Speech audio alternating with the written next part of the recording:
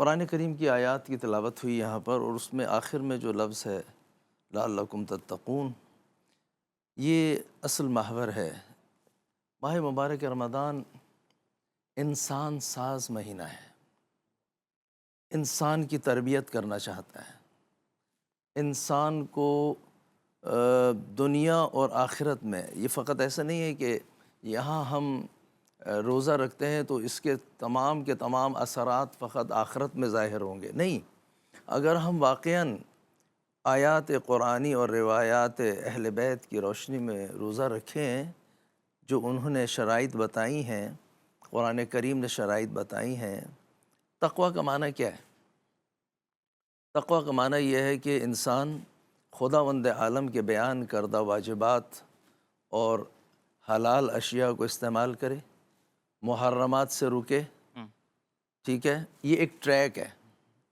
اگر زندگی اس ٹریک پر چلی گئی، وہ محرمات میں سے کوئی عمل انجام نہ دے، نہ حسد کرے، نہ تکبر کرے، نہ شرک کرے، نہ شراب پیے، واہ واہ واہ، جتنے بھی غیبت اور تہمت اور یہ تمام چیزیں، اس سے پرہیز کرے۔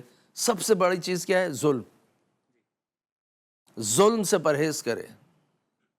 اور یہ ایک افسوسناک بات ہے ہمارے معاشرے میں کہ ظلم ہمارے معاشرے میں گھر سے ہی شروع ہوتا ہے۔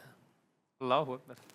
شوہر بیوی پہ ظلم کرتا ہے، بچوں پہ ظلم کرتا ہے، والدین پہ ظلم کرتا ہے، ٹھیک ہے، مرد وہکذا۔ یہ جو اندر سے ایسا ہے وہ باہر پھر محلے میں، پھر اس کے بعد ملک پہ اگر کہیں پر حکمران ہو جائے تو اس کی یہی روش ہوتی ہے، اور یہ معاشرے کو تباہ کر دیتا ہے۔ بالکل۔ بس تقویٰ ایک ایسا عنوان ہے کہ جس میں انسان کی تمام زندگی، خداوند عالم نے انسان کو خلق کیا ہے کسی مقام تک لے جانے کے لیے، وہ اسے کمال تک لے جانا چاہتا ہے، اس کے لیے اس نے انبیاء اور اولیاء بھیجے ہیں جو باہر سے اس کی ہدایت کرتے ہیں، اندر سے اس کے اندر خداوند متعال نے عقل رکھی ہے، فطرت رکھی ہے، جو اندر سے اس کی رہنمائی کرتی ہے کہ وہ انبیاء کو مانتا ہے، ان کو قبول کرتا ہے، ان کی بات کو سنتا ہے۔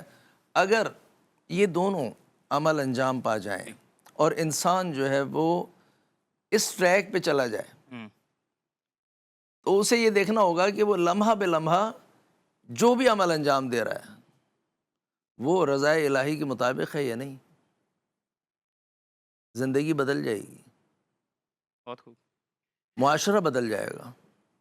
اور ماہ مبارک رمضان اسی لیے ہے، فقط بھوکا رکھنا اور پیاسا رکھنا یا دن میں 7-8 چیزوں سے روک دینا یہ کافی نہیں ہے۔ اگر ان تمام چیزوں سے رکنے کے باوجود ایک شخص مثلا سحری میں اتنا کھائے اور افطاری میں اتنا کھائے کہ عام دنوں میں شاید 3-4 وقت بھی کھائے تو اتنا نہیں کھاتا، ٹھیک ہے، تو اس نے تو فلسفہ روزے کی کو ایسا پامال کیا ہے کہ حد نہیں۔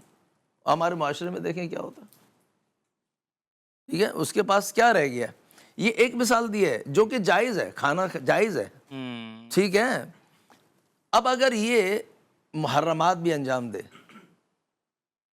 اسی یہ جو ہم نے ابھی روایات اور کہ جناب شیطان کو بند کر دیا جاتا ہے، یعنی وہ جو محرکات ہیں گناہ کرنے کے، وہ خداوند عالم کی طرف سے کم کر دیے گئے ہیں۔ پھر بھی اگر کوئی گناہ کرتا ہے تو اس کا مطلب یہ ہے کہ ماہ مبارک رمضان میں جس کی ایک ساعت، ایک سانس، انفاسکم فیہ تسبیح، سانس لینا جو کہ نیم اختیاری عمل ہے، ٹوٹل اختیاری نہیں ہے سانس لینا۔